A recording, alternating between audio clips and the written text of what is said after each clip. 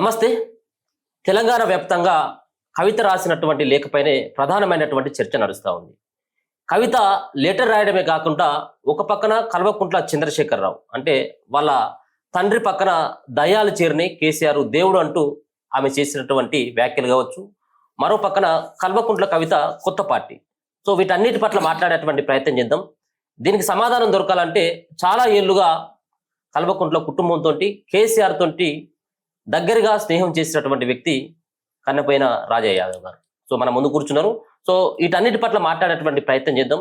అసలు కల్వకుంట్ల కవిత లెటర్ ఎందుకు రాయాల్సి వచ్చింది, నిజంగా ఆ కల్వకుంట్ల కుటుంబంలో ఏమైనా గొడవలు జరుగుతూ ఉన్నాయా, అసలు ఏం జరుగుతూ ఉంది, వీటన్నిటి పట్ల మాట్లాడేటువంటి ప్రయత్నం చేద్దాం. సార్ నమస్తే. ముందుగా మీకు సార్, మీరు కేసీఆర్ తోటి జర్నీ చేసిండ్రు, ఆ కుటుంబంతో చాలా సత్సంబంధాలు ఉన్నటువంటి వ్యక్తి.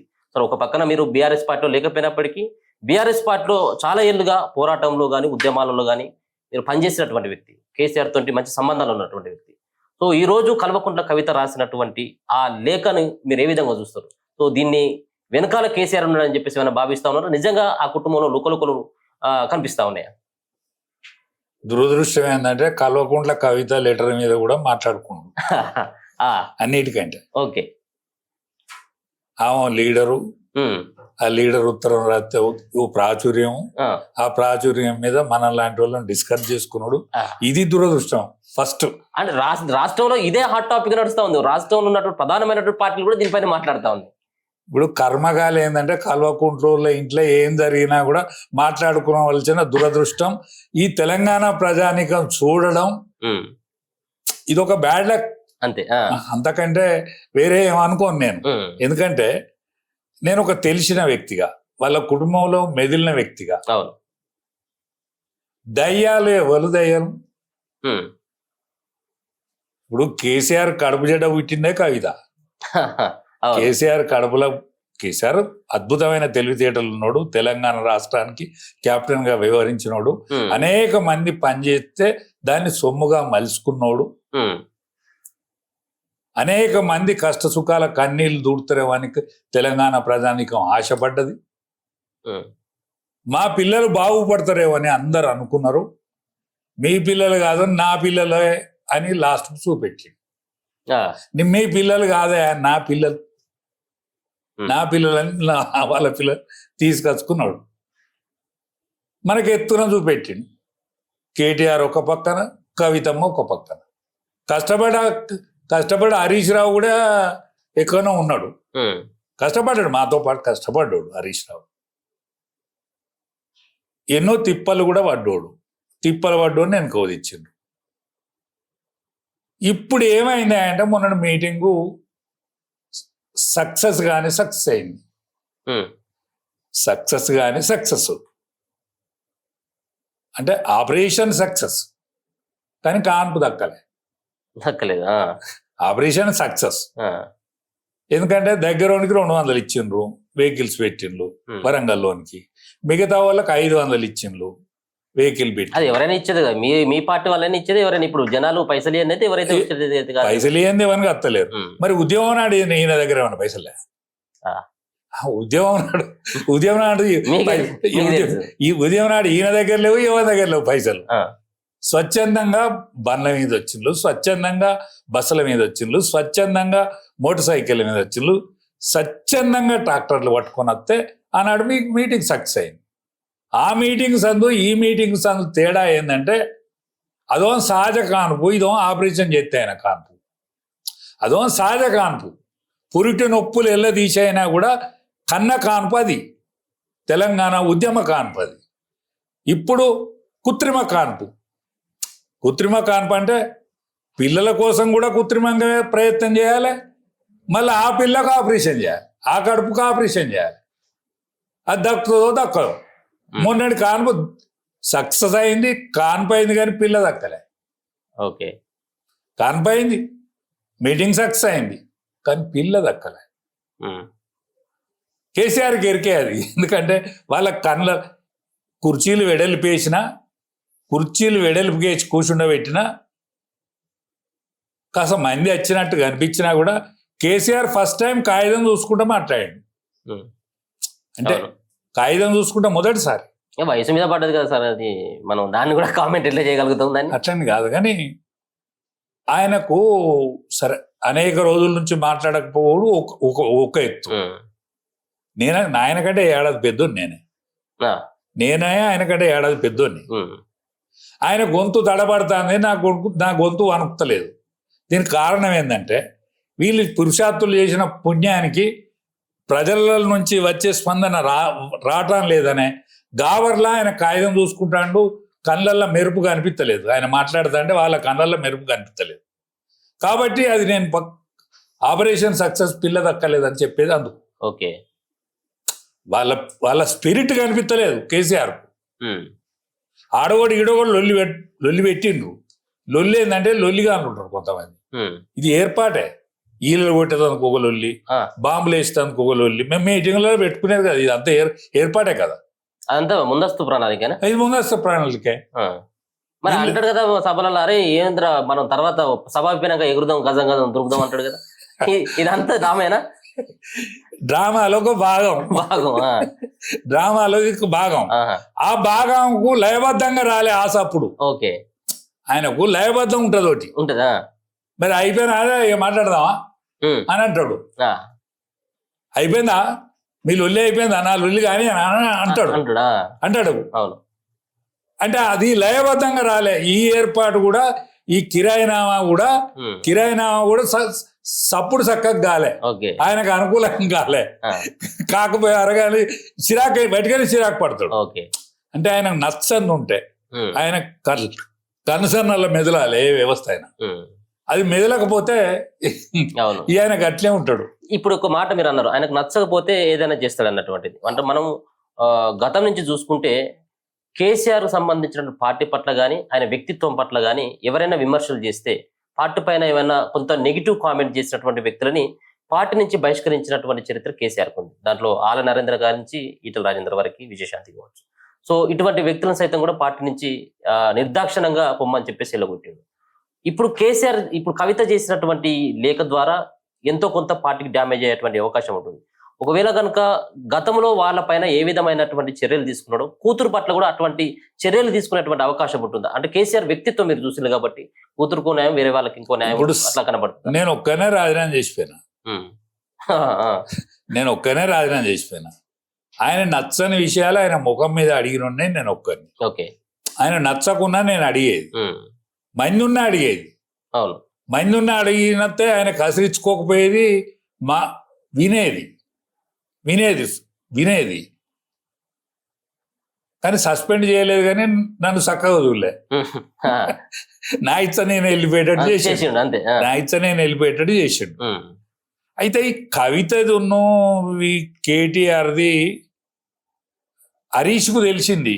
ఏది ప్రజాస్పందన కేసీఆర్కి తెలుస్తుంది, దాని తర్వాత హరీష్కే తెలుస్తుంది. వేరే వాళ్ళకు తెలియదు అందులో ఆడున్న వాళ్ళకు. ఓకే, ఇప్పుడు వీళ్ళు ఏమనుకుంటాను అంటే ఇక రాజ్యం వస్తుంది అనుకుంటాను. వీళ్ళు రాజ్యం వస్తుంది అనుకుంటాను. కేసీఆర్ రాజ్యం వస్తలేదు, అయిపోయింది అనుకుంటాను. హరీష్ కూడా మారే ఇది అయ్యేటట్లేదని హరీష్ కూడా అనుకుంటాడు. కానీ వీళ్ళు రాజ్యం వస్తుంది అనుకుంటాను. ఒకవేళ రాజ్యం వస్తే యయాతి మహారాజు అని ఉండే వెనకట. ఏది పాండవుల పూర్వీకుడు యయాతి. అయ్యి యయాతికి శుక్రాచార్యుడు శాపం పెట్టిండు, నీకు ముసల్తనం వచ్చుగాక. ముసల్తనం వస్తే నేను ఇప్పుడే ముసలోని అయితే ఎట్లా అంటే ఆయనకు 5 కొడుకులు, ఓ భార్యకు 3, ఒక భార్యకు 5, అంతమంది కొడుకులు. అరే నా వయసు ఇప్పుడే నేను ముసలోని అయితే ఇప్పుడు వాని శాపం తగులుతుంది నాకు. ఆ శాపం వలన నాకు ముసల్తనం ఎట్లా, మీ ఆయుష్ అచ్చా నీ సంతానం లేవని ఆయుష్ అయినా తీసుకోవచ్చు, తీసుకుంటే నువ్వు అది పరిపూర్ణంగా రాజ్యం చేస్తావని దానికి సొల్యూషన్ చెప్తాడు. ఓకే, శుక్రాచార్యుడు సొల్యూషన్ చెప్తే ఆయన ఒక చిన్న కొడుకు ఒప్పుకుంటాడు. ఇప్పుడు కేసీఆర్ ఒకవేళ రాజ్యం వచ్చేటట్టుంటే కేటీఆర్ కొడుకు అది తీసుకుంటాడు వయసు, కానీ వీళ్ళు ఎవరికి ఇచ్చి పెట్టాడు. ఓకే, వీళ్ళు నేనని అనుకుంటాను బయటకైనా పిచ్చిలేసి.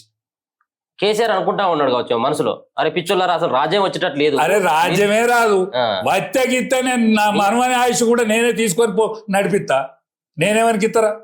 ఓకే, కేటీఆర్ ముఖ్యమంత్రి అవుతాడని మంది అన్నారు కానీ ఆయన అనలేదు. అన్నాడా ఎప్పుడన్నా? అనలేదు. అంతలా అయితే వాళ్ళకి కావాల్సిన వ్యవస్థ అంతా వాళ్ళు చేసుకుంటాండి చూసుకుంటున్నాడు.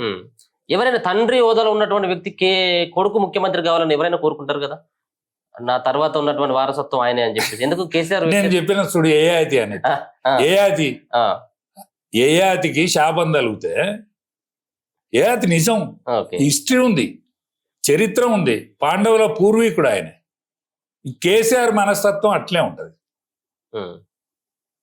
జ్యోతిర్మయ బస్ అని ఉండే కమ్యూనిస్ట్ పార్టీలో ఆయన ఏమనుకునేదట అంటే పెళ్లికి పోయేదట. ఆయన పెళ్లి పిల్లగానే నేను అయితే మంచిగా అనుకునేదట. అక్కడ పెళ్లి పిల్లగాడే కదా ముఖ్యుడు పెళ్లిలో. అవును, పెళ్లిళ్ళు ఎవడు ముఖ్యుడు? పెళ్లి కొడుకే. పెళ్లి కొడుకు అంటే ఆ ముఖ్యుడిని కావాలని కోరుకునేదట జ్యోతిర్మయ బస్. చానేళ్ళు పార్లమెంట్ రంగంగా వివరించింది ఆయన. సావుకు పోయింది అనుకో, సావులో ముఖ్యమైంది అక్కడ పీన్గా. అవును, నేను పీన్గా అయితే మంచిగా అనుకునేదట. కేసీఆర్ అట్లా అనుకుంటాడు, వీళ్ళగారు అనుతాడు. ప్రేమకు ప్రేమే, ధృతరాష్ట్రం అంత ప్రేమ. ధృతరాష్ట్రంకి ఎంతైతే ప్రేమ ఉన్నదో అంతటి ప్రేమ ఎవరికి ఉంటుంది అంటే కేసీఆర్కే ఉంటుంది. దానివల్ల ఇది నాశనం అయింది.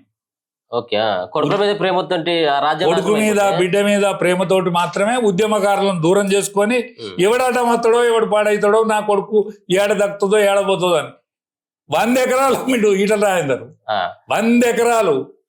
మీటింగ్ అయితే తెల్లారి బంగ్లా మీద మేము ఉండేది, బంగ్లా దిగపోయేది ఆయన. మెట్లు దిగింది రాకపోయేది, ఎందుకంటే ఆటో వచ్చేవాడు, జీప్ వేసుకొని వచ్చినోడు వీళ్ళందరూ జమ అయి ఉండేది కింద. అరే నేనే సంతోష్ రాజులాంటి ఫోన్ కొట్టమంటే సంతోష్ ఫోన్ కొడితే ఆయన కిందికి వచ్చి పాపం ఎవరికి ఇచ్చేది వానికి ఇచ్చి మెట్ల మీద కూడా మెట్లు కూడా ఎక్కకపోయేది ఆయన, కిందనే వెళ్ళిపోయినాక వెళ్ళిపోయి అందరూ అంటే గప్పుడు దిగేది. గసంటోడు ఆయన. ఇప్పుడు కేటీఆర్ కూడా ఒకటే పదం వాడుతా ఉన్నాడు, కవిత కూడా ఒకటే పదం వాడుతా ఉంది, కోవట్టులు ఉన్నారని. ఇప్పుడు నేను కోవట్టును కాదని కవిత చెప్పుకునే ప్రయత్నం చేసింది. ఇక్కడ కేటీఆర్ సైతం కూడా నేను కూడా కోవట్టు కాదు కానీ కోవట్టు ఉన్నారని ఆయన చెప్తా ఉన్నాడు. అంటే దీంట్లో హరీష్ రావునైనా కోవట్టుగా పరిగణించాలి వాళ్ళు, లేకపోయినట్టు సంతోష్ రావునైనా. ఇక నలుగురే పాడైన ఉన్నాడు అంతే కదా, ఇప్పుడు ఎవరు లేరు కదా, వాళ్ళ కుటుంబమే కోవట్టు. ఇప్పుడు దయ్యాలు, భూతాలు, కామన భూతాలు, రాక్షసులు వీళ్ళందరూ వేషాలు చూపెడతారు కదా మన సినిమాలో. అవును, ఇది వానికి పనులు పెద్దగా, వానికి కొమ్ములు ఇవన్నీ చూపెడతారు కదా, అట్లుండరు జనం. ఆనాడు రాక్షసులు దేవతలు అనే చరిత్రలో కూడా వాళ్ళ రూపాలు అట్లేం లేవు. రాక్షసుడు అంటే రాక్షస ప్రవృత్తి, ఆ ప్రవృత్తిని మనకు చూపెట్టేందుకు, మనం సినిమా చూసేందుకు ఆ ప్రవృత్తిని మనకు చూపెడతారు. కానీ ఆ ప్రవృత్తి ఉంటది, ఆ ప్రవృత్తి ఎవరికి ఉన్నది? వీళ్ళ ఆయన సంతానానికే ఉన్నది ఆ ప్రవృత్తి, మిగతా వానికి ఏమనుకున్నది? ఇప్పుడు పార్టీ పెట్టేటువంటి సాహసం ఏమైనా చేసేటువంటి అవకాశం కనపడతా ఉంది సార్ ఆమె? ఇప్పుడు ఈ టోటల్ పార్టీకి ఎవడ అచ్చటోళ్ళు లేడు, ఈ టోటల్ పార్టీకే ఎవడ అచ్చటోళ్ళు లేడు. ఇప్పుడు ఆనాడు మేము ఉద్యమాలు పనిచేసినాం కదా, 18 ఏళ్ళ నుంచి 30-35 ఏళ్ళు ఉన్నోడు ఇవాళ వాని వయసు ఎంత? 18 ఏళ్ళోడు 45 అయిండు, 30 ఏళ్ళోడు 55-60కి వచ్చిండు. ఈ 55-60కి వచ్చిన వాళ్ళలో ఒకడు కుంటోడైండు, ఒకడు మెంటోడైండు, నానా ఆర్థిక ఇబ్బందులు, పిల్లల పెళ్లిళ్ళు, సావులు, బతుకులు, రోగాలు, ఎవడు అరుచుకున్నోడు లేడు, వీడు చూసినోడు లేడు, అనేక మంది ఆగమై ఉంటుంది. నీకు 18 ఏళ్ళ నుంచి 30 ఏళ్ళోడు ఈ పార్టీలు లేడు, వాడు డైరెక్ట్ నరేంద్ర మోడీ కనెక్షన్కి వెళ్ళిపోయాడు. ఆడ బీజేపీ శాఖ లేదు, ఆర్ఎస్ఎస్ శాఖ లేదు. ఊళ్ళే ఉంటుంది ఆర్ఎస్ఎస్ ఉంటుందా? ప్రతి ఊరికి ఉంటుంది ఆర్ఎస్ఎస్ ఏమన్నా ఐవన్ ఊళ్ళు ఉంటుంది కావచ్చు. ఏవీపీ ప్రతి కాలేజీ కాడ ఉంటుంది. ప్రతి ఊళ్ళే వాడు 18 ఏళ్ళ నుంచి 30 ఏళ్ళోడు వాడు మోడీ అంటాడు. వాడు హిందూ బీజేపీ అండి, మళ్ళీ అటు పోను ఇటు పోను హిందూ బీజేపీ. కానీ నీ పార్టీలో 18 ఏళ్ళ నుంచి 30 ఏళ్ళు లేడు. ఆనాడు మేము ఉంటున్నాయి ఉద్యమంలో తిరిగినాడు, వాళ్ళు జెండా కట్టేది, జై నినాదాలు కొట్టేది, బస్సు ఎక్కేది, దెబ్బలు పడేది, దెబ్బలు కొట్టేది. ఆ యువత ఏది ఉన్నదా? మళ్ళీ నీ ముసలోళ్ళు నీ పార్టీలు ఉన్న వాళ్ళు అందరూ కూసేరి అన్ని పార్టీ పాడుగానికి ఇట్లా నాశనం చేసే కదా. ఆ గాడి కొడుకులు బాగుపడరు, మనం ఆగమవుతారని వాళ్ళు అనుకోవచ్చు. ఇప్పుడు అంతా మరి యువత అంతా ఇప్పుడు కమలాకుంట్ల కవిత పార్టీలో చేరుతారేమో. ఏమున్నదని మా దగ్గర ఏమున్నదని ఏ నినాదం ఉన్నదా? బీసీ నినాదం అంటుంది కదా సార్. ఉద్యమ నినాదం. బీసీ నినాదంకు వీళ్ళు ఎట్లా వారసులవుతారు? ఏం చాలా రోజులే తిప్ప తలడియబట్టి జ్యోతిరావు పూలే అంటది, ఇది అంటది, అదంటది. అంటే మీకు కలవకుండా వాళ్ళే ఇవన్నీ చేస్తారా? బతుకమ్మది మీదే. బతుకమ్మ వీళ్ళదా? వీళ్ళ అమ్మ ఆడిందా బతుకమ్మ? ఇప్పుడు బతుకమ్మ అంటే కవితమ్మ అంటారు కదా సార్. అట్లా కాదు సార్, అంతకంటే ముందుగాల బతుకమ్మ. బహుజనుల బతుకమ్మ. బతుకమ్మ ఇవ్వాలి బహుజనులు. దొరలు గాని దేశముఖులు గాని వాళ్ళ ఇంట్లో ఏలోళ్ళు ఎత్తుకపోవాలి బతుకమ్మని ఏలోళ్ళు ఎత్తుకపోవాలి, లేకపోతే సాకలు కూడా ఎత్తుకపోవాలి, మంగళోడు ఎత్తుకపోవాలి. వీళ్ళైతే పోయిలా చెరువు కట్టకాడు వీళ్ళ ఆడిల్లా ఆట పేర్చి పెట్టేది కావచ్చు. బతుకమ్మ పేర్చి పెడితే వీళ్ళు ఎత్తుకపోయేది. ఎవరో పని వాటి రోజులు పేరు వాల్చింది. అది వీళ్ళకి ఏమాది వీళ్ళకి అర్థదానే వీళ్ళకు. ఎందుకంటే నేను నా చిన్ననాటి నుంచి కూడా చూసిన. ఇప్పుడు మీరు ఎవరో తెలియదు నాకు, అంటే మీ క్యాస్ట్ ఏందో తెలియదు, కానీ మన చెల్లె ఎక్కడికి పోతుంది? అమ్మగారింటికి పోదా? మా చెల్లె మా అమ్మగారింటికి పోయేది, అవు ఆడుకున్నది. నా భార్య పోయేది వాళ్ళ అమ్మగారింటికి, మా చెల్లెలు మేము తీసుకొచ్చుకునేది. ఇవన్నీ ఉండే కదా. మరి వీళ్ళ ఇళ్ళ గట్ట జరిగిందా?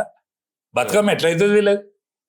దామెకి ఏం దొరకక బతుకమ్మ పట్టుకుంటే మేము కవిత బతుకమ్మ ఆడాలి, బతుకమ్మ అంటే కవిత అని. మా అసలు పిచ్చి కూడా కొడుకు లేరా తెలంగాణ పిచ్చోళ్ళు.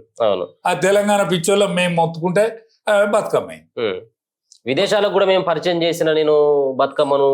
విదేశాలలో ఉన్నోళ్ళు కూడా నా బిడ్డ అమెరికాలోనే ఉంటది. ఓకే, ఈమె కంటే ముందుగాల పోయింది. ఈమె కొడుకుల కంటే పెద్ద కొడుకులు ఉన్నారు దానికి. వాళ్ళు కూడా బతుకమ్మ ద్వారా ఆడుకునేది. వాళ్ళు కూడా అక్కడ బతుకమ్మ ఈ తెలుగు వాళ్ళు అందరూ ఒకరికోళ్ళు ఫోన్లు చేసుకొని ఆడుకునేది. అలా ఆంధ్రలో బతుకమ్మ లేదు, మన తెలంగాణ వాళ్ళకే బతుకమ్మ. ఆంధ్రలో బతుకమ్మ లేదు. వీళ్ళు ఫోన్లు చేసుకొని ఓ రోజు అనుకునేది అన్నట్టు.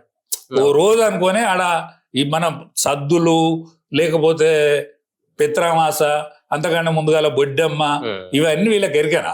ఇవన్నీ మన ఇళ్ళ మనం బహుజనులు అంటే మామూలు కుటుంబాలు, సాకల మంగళ ఈ గొల్లోళ్ళు వీళ్ళందరూ ఆనాడు ఇవాళ క్రిస్టియన్లు వీళ్ళు అంటరాని తనం చేయబట్టి. కానీ మాదిగలు కూడా బతుకమ్మ ఆడేది. మాదిగలలో కూడా బతుకమ్మ, మాలిళ్ళలో బతుకమ్మ ఉండేది, ఎవరి ఇళ్ళలో బతుకమ్మ ఉండేది. ఇవాళ కులపోలు వాళ్ళు ఆ సద్దుల రోజు అందరు ఎవరి దక్కు వాళ్ళు పెట్టుకొని ఆడుకునేది. మరి వీళ్ళు ఏలు వాళ్ళది ఒక గుంపు ఉండేనా? దొరది ఒక గుంపు ఉన్నదా ఎక్కడన్నా? రెడ్డోళ్ళల్లో కూడా శ్రేష్ఠులు ఉన్నారు కదా. కాబ్దనం రెడ్డి వాళ్ళ తండ్రి పేరు ఈరయ్య, వాళ్ళ తండ్రి పేరు ఈరయ్య, కొడుకు పేరు ఈరారెడ్డి. ఈరయ్య కదా, ఈరయ్య కొడుకే వీరారెడ్డి. అంతే, వాళ్ళకు ఉన్నది బతుకమ్మ. అదే ఇప్పుడు ఒకటి దేశముఖ్ ఉన్నాడు, సురేందర్ రెడ్డి సాబు ఉన్నాడు మా దగ్గర వరంగల్లో. సురేందర్ రెడ్డి సాబు నాయుడు వాళ్ళు బతుకమ్మ ఆడిల్లా, వాళ్ళు బతుకమ్మ ఆడలే. ఏంటంటే ఈమెకో సబ్జెక్ట్ కావాలి కదా, ఈమెకో సబ్జెక్ట్ కావాలి. బట్టి దాని పేరు తెలంగాణ జాగృతి చేసి బతుకమ్మలో చూచి ఆమెకు ఒక మెటీరియల్ కావాలి కదా. ఇప్పుడు కొడుకు వచ్చే బిడ్డెట్ రావాలి. ఇప్పుడు నేను దళితుడిని ముఖ్యమంత్రి చేస్తాను, నేను కాపల కుక్క లెక్క ఉంటాను అన్నాడేనా ఆయన. నేను కాపల కుక్క లెక్క ఉంటా, దళితుడే ముఖ్యమంత్రి అన్నాడు. ఎవరన్నా అన్నారు ఈయన. ఎందుకంటే ఇది వచ్చేది కాదు, సచ్చేది కాదు. రాజధానికి ఎవడో కూడా అన్నావేం అన్నాడు. మెజార్టీ వచ్చినాక నేను కూర్చుంటా అన్నాడు. మరి అది వరకు ఏమన్నా అన్నారా? ఉప ముఖ్యమంత్రి అన్నాడు. ఉప ముఖ్యమంత్రి అన్నాడా? మరి ఉప ముఖ్యమంత్రి పాపం రాదన్న కాంగ్రెస్ పార్టీని ఇడిచిపెట్టి వచ్చే. మన శ్రీహరి సాబు దీనికి వ్యతిరేకమే. దేనికి? ఆయన టిఆర్ఎస్ కు వ్యతిరేకం, తెలంగాణకు వ్యతిరేకం. ఆయన తెలుగుదేశం పార్టీలో శ్రేష్ఠుడు, అగ్రగణ్యుడు. రాజన్న పాపం కాంగ్రెస్ పార్టీని ఇడిచిపెట్టి వచ్చిన ఉప ముఖ్యమంత్రి చేతివి. ఆయన అట్లే ఉంటే ఏమన్నా అవునా? ఇది తిన్నా కొంచెం అవునా? శ్రీహరిని తీసుకొచ్చి మళ్ళా ఆయన పార్లమెంట్ పోయిన ఆయన తీసుకొచ్చి ఆయన ఉప ముఖ్యమంత్రి అంటే మనం మళ్ళీ వచ్చేసరికి దానికి పూసేసేది. మళ్ళీ వచ్చేసరికి మంత్రులే లేరా, నువ్వు ఒక్కరిమే మంత్రి, నువ్వు ఒక్కరిమే మంత్రి, మన ఓ మంత్రి. ఓ మంత్రి ఆయనకి ఎరకలే పెద్ద మనిషికి, మహమూద్ అలీకి ఆయనకు ఓ మంత్రి అంటే ఓ మంత్రి.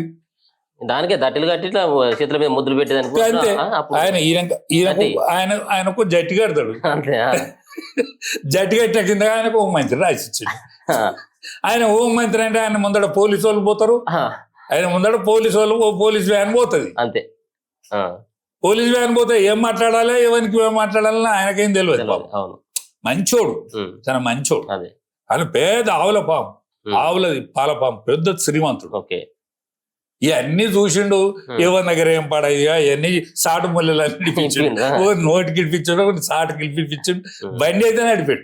ఇప్పుడు కల్వకుంట్ల కవిత పార్టీ పెట్టాలంటే సార్ ఒకటి ఏదైనా కానీ ఆర్థిక అంశాలతో ముడిపడ్డటువంటి ఆ పరిస్థితి ఉంటుంది. పార్టీ అంటే చిన్న విషయం కాదు. ఇప్పుడు పార్టీ పెట్టి నడిపించేటువంటి స్తోమత అంటే పైసల స్తోమత ఈ 10 సంవత్సరాల్లో కల్వకుంట్ల కవిత సంపాదించుకుంది అనుకోవచ్చా మీరు? ఎందుకంటే ఉద్యమం అప్పుడు కల్వకుంట్ల కవితకు ఉన్నటువంటి ఆస్తులు ఎంత, కల్వకుంట్ల కుటుంబానికి ఉన్నటువంటి ఆస్తులు ఎంత మీకు తెలుసు. ఇప్పుడు ఏంటనేది మీకు తెలుసు. అప్పుడా కిరాయికి ఉండే, ఇప్పుడు పెద్దిల్లే నేను పోలే ఆమె కిరాయికి ఉండేది. పోతే ఇప్పుడు కేటీఆర్ గాని కవితకు గాని అమెరికా ప్రభుత్వం మెచ్చి ఇక మీరు అత్తనే ఇక్కడ మా అమెరికా కొద్దిగా మీ తెలివితోడన్నా బాగుపడుతుందని పిలిచిందా వీళ్ళను? స్కాలర్షిప్ ఇచ్చి పిలిచిందా? మన దగ్గర నుంచి అమెరికా పోయిన వాళ్ళు ఏం చేస్తారు ఎత్తేనా? నా బిడ్డ అనే గ్రీన్ కార్డ్ హోల్డర్, నా బిడ్డ గవర్నమెంట్ జాబ్ చేస్తుంది. ఆడ వీళ్ళు హోటళ్లలో పని చేసుకుంటారు, చదువుకుంటారు, పెట్రోల్ పంపులలో పని చేస్తారు, చదువుకుంటారు, ఇంతంత పార్ట్ టైం జాబ్ చేస్తారు, చదువుకుంటారు. నా బిడ్డకి 2 కొడుకులండి. చిన్నోడు 5th యూనివర్సిటీలో, పెద్దోడు 5th యూనివర్సిటీలో చదువుతాడు, మంచి క్లెవర్. కానీ వాడు ఆ కాలేజీలో కూడా పనిచేస్తాడు. చిన్నోడు కిరాణం మొత్తం ఈ షాపింగ్ మాల్స్ కు 3 గంటలు ఏమో పనిచేస్తాడు. వాడు షాపింగ్ మాల్స్ లా అది ఎత్తాడు, వేసిపోయి కాలేజీ పోతాడు. అక్కడ సిస్టమ్ గట్లా. వీళ్ళు అందరు పోయి ఆడ పని చేసుకుంటే మరి నా కొడుకు అమెరికా పోయా, అమెరికా పోతే నేను ఏమని చెప్పాలా? నా కొడుకు అమెరికా పోయాడు, అదే చెప్తాను. ఆడ ఇల్లు లోన్ దొరుకుతుంది, కారుకు లోన్ దొరుకుతుంది, కారు లేదు నడవది, కార్లో తిరుగుతా నా కొడుకు కన్నా పోయా తిరిగట్టిండు. ఇల్లు పెద్దదే ఉంటది, వీడి జీవితాంతం వీడు చచ్చిపోయేదానిక దానికి బాగా తీరు. అంటే అక్కడి ఆర్థిక వ్యవస్థగా గట్టు ఉంటది. వీళ్ళు కూడా గాడికి గట్లపోయినోళ్ళే, గాడికి గట్లపోయినోళ్ళే. వీళ్ళకి సరిగ్గా కాయిదాలు లేకుంటే ఆయన ఉండే కాంగ్రెస్ పార్టీలో మొన్న ఓడిపోయాడు చూడ, ఆయన గౌడు ఎవరు కాంగ్రెస్ పార్టీలో మనకు మొన్న పార్లమెంట్ అసెంబ్లీకి పోటీ చేసి ఓడిపోయాడు. నా నోట్లే ఉన్నది ఆయన, మన నిజామాబాద్ ఆయన. కానీ ఇక్కడ పోటీ చేసాడు చూడండి, ఆయన పార్లమెంట్ మెంబర్ ఉండే ఒకసారి. అంజన్ కుమార్ యాదవ్, అంజన్ కుమార్ యాదవ్ గౌడు. ఓకే, ఆయనకు వీసా ఇప్పించాడు రాజేంద్ర అన్న. ఈయన మన కేసీఆర్ ఫోన్ చేసిండు ఆయనకు. కేసీఆర్ ఫోన్ చేస్తే ఆయనే వీసా కాయిదాలు కథో కార్ఖానం ఇదంతా సరి చేసినాక ఆడికంటే ఇక్కడ మంచిగా బతుకుదేరు ఉన్నదని మళ్ళీ చిల్లది వచ్చిండ్రు. సో వచ్చి దీన్నంతా ఆగమాగం చేసి కొంగలు దొక్కిన మడుగు చేసిండు. ఉన్నాయి సార్ వాళ్ళ దగ్గర ఉన్నాయి పైసలు. ఇప్పుడు పైసలు ఎందుకు లేవు? పైసలు వాళ్ళ దగ్గర మాత్రమే ఉన్నాయి, వాళ్ళ దగ్గర మాత్రమే ఉన్నాయి. నేనేమంటానంటే ఈ కల్వకుంట్ల కుటుంబం అంతా కలిసినా కూడా పార్టీ నిలబట్టట్లేదు అసలు. ఈ లేఖలో మన్నో మశానమో ఈ మన ఇళ్ళ కనిపిస్తామనో ఆడ కనిపిస్తామనో మాట్లాడుతా అంటే ఇంత పరుగు పోతుంది, అరే ఇది కూషైంది రాబోయ్, ఇది మునిగిందిరా అనుకుంటాను తప్ప జనం వేరు మనం వేరు అండి. మన కాంగ్రెస్కి వెళ్తుంది అనుకుంటారా? కేసీఆర్ ఓడిపోద్ది అనుకుంటారా? జనం తలుచుకుంటే ఏదైనా సాధ్యమే. ఇప్పుడు కేసీఆర్ ప్రభుత్వాలకు అత్తారని కేసీఆర్ అనుకున్నాడా? 6 గంటల సేపు మాట్లాడుకున్నాం మేము. ఏది కాంగ్రెస్ తో పొత్తు ఉండాలనా వద్దా అని మేము ఇద్దరే ఉన్నాం ఫామ్ హౌస్ లో. 6 గంటలు మాట్లాడుకున్నాం. అనా కాంగ్రెస్ పార్టీతో మనం పొత్తుంటే మనల్ని దొక్కేత్తరే, వాళ్ళు ఇండిపెండెంట్ నిలబడతాడు. మనం పొత్తున్న కాడ ఇండిపెండెంట్ నిలబడతాం, మనల్ని ఓడిపోయేటట్టు చేస్తాడు. వాళ్ళు ఉన్న సీట్లు గెలుతారు. మనం ఎట్లున్నా కూడా మనం తర్వాత మనకేమైనా తక్కువ పడితే పొత్తు కలుపుకుంటామా, మనకు మూమెంట్ ఉన్నదా అని నేనే చెప్పిన ఆయన. అంతేనంటావా? అరే నేను మాట ఇచ్చిందే, మాట పాడుగా నువ్వు మాటలు ఎన్ని తప్పలే, ఇది తప్పరా, అదేమైతే నువ్వు ఎన్ని మాటలు తప్పలే, ఆ, నువ్వు ఎన్ని మాటలు తప్పలేదన్నా ఆ, ఇదొకటి తప్పరాదా? ఇదోటి తప్పు ఏమైతుంది ఆ, అంటే సరే మరి నేను ఇక నువ్వు నాకు ఇన్ఛార్జ్ ఉండాలని చెప్పిండు. ఆ, నేను 8.5 సంవత్సరాలు మెదక్ జిల్లా ఇన్ఛార్జ్ ఉంటుంది ఓకే. కదా. ఆ, మన ఇన్ఛార్జ్ నువ్వే ఉండాలంటే ఏడపూడి చెప్తాను ఉమ్, సిద్దిపేట. ఉమ్. అరే ఆ పిల్లగాడు పునాది వేసుకు నీ పునాది నీదే ఆ, కానీ మంచి బంగ్లా కట్టుకున్నాడు. ఆడికి పోతే మనల్ని మెచ్చుతారు. నువ్వు ఏడపోటీ చేసి నాకు వెళ్తావు, ఆ, నువ్వు ఏడపోటీ చేసి నాకు వెళ్తావు అనవసరంగా. నువ్వు ఆడి బోక్సు అనే ఉమ్, అంతేనంట. ఆ, అయితే నేను గజ్జలు పోటీ చేస్తా కానీ ఇన్ఛార్జ్ నువ్వే ఉండాలి. అరే అంకుల్ పేరు రాయి, నాకు ఇన్ఛార్జ్ రాయి అని అన్నాడు. ఆ, అంటే అంత పగడబంది ఉండేది వ్యవహారం మీద. అవును. ఆయన నిష్ట కలిగినోడు. ఉమ్, ఈ విషయంలో కూడా ఉమ్, ఎట్లా గెలవాలనుకున్నతోడు, అనేక మంచి సలహాలు తీసుకున్నతోడు. మంచి సలహా చెప్పిండు అనుకో, ఉమ్. కొంచెం మంచి మంచి వెళ్తాయి అన్నట్టు వీరికి అని అనుకునేది. ఆ, అట్లుండేది. ఆ, అయితే నేను 8.5 సంవత్సరాలు మెదక్ జిల్లా ఇన్ఛార్జ్ కదా. ఆయన కన్నా ముందుగా ఎవడు మాట్లాడాలి? నేను మాట్లాడాలి. మాట్లాడాలి. అవును. నేను మాట్లాడినాక ఆయన మాట్లాడాలి కదా. నాది తెలంగాణ యాసనే, ఆయన అచ్చా మాకు ఇంట్లో పుట్టింది ఉమ్, తెలంగాణ భాష అనేది, మా ఇంట్లో పుట్టింది. ఉమ్, ఆయన నేర్చుకొని నిష్ఠాతుడు. ఓకే. ఆయన నేర్చుకున్న నిష్ఠాతుడు, నాకు ఇంట్లో పుట్టిన నిష్ఠాతుడు. ఉమ్, నాకు కూడా భాష మీద అంటే నా తెలంగాణ యాస మీద నాకు కూడా అవును. నేను ఏదో అనుకోని మాట్లాడేది కాదు, నాకు సహజంగా వచ్చేది. వచ్చేది. అవును. ఆయన లౌక్యంగా ఎవరి దగ్గర ఏం మెటీరియల్ ఉన్నదో మెటీరియల్ చేసుకున్నదో. ఆయనకై ఏనో కాడ నచ్చనుకుంటా, అంటే యానో కాడ ఆయనకు నచ్చనట్టు నేను కనిపించిన. ఉమ్, నచ్చనట్టు అంటే గిదే. ఆయన కర్రోడిని ఎర్రోడిని, ఉమ్, నేను బలగం ఉన్నాడు, ఆయన బలగం లేనోడు అనేది అన్నట్టు అప్పుడప్పుడు. ఆహా, మాది ఎంత పిడికడంత కులం, ఆ, పిడికడంత కులం మాది ఎంత, ఆ, మీరే బీసీలు, ఎస్సీలు, ఎస్టీలు బలగం ఆహా, అట్లా ఆయనకు అది ఉండేది. అట్లుండేది. ఉమ్, అనాలిసిస్, పర్ఫెక్ట్ అనాలిసిస్. అవును.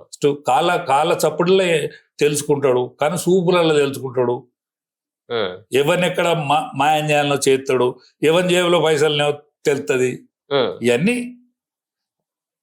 ఇవన్నీ తెలిసిన మనిషి. వీళ్ళందరూ కలిస్తే కూడా నేను ముఖ్యంగా చెప్పేది ఏంటంటే, కొడుకు, బిడ్డ, అల్లుడు అందరు కలిస్తే కూడా పార్టీలు వేసేటట్లేదు. ఎందుకంటే నీకు యువకులు లేడు. ఓకే.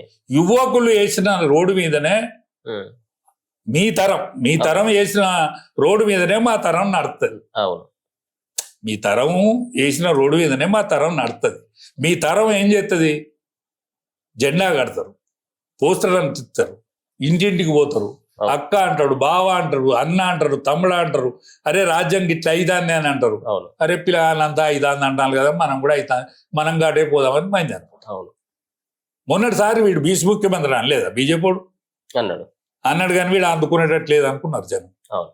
వీడు అన్నాడు కానీ ఇది అందుకునేటట్లేదు, మళ్ళా పురుషాత్తుడు ఎత్తే ఎట్లా, మళ్ళా పురుషాత్తుడు ఎత్తే ఎట్లా అని ఎంకులాడుకొని కాంగ్రెస్ ఓట్లేసాడు. అవును. రేవంత్ రెడ్డి మధ్యగా కేసీఆర్ మధ్య లడాయి జరగలే మొన్న. లడాయి ఇద్దరి మధ్య లడాయి అంటే కేసీఆర్ గెలుతాడు. అవును. ఇద్దరి మధ్య లడాయి అయితే కేసీఆర్ గెలుచు.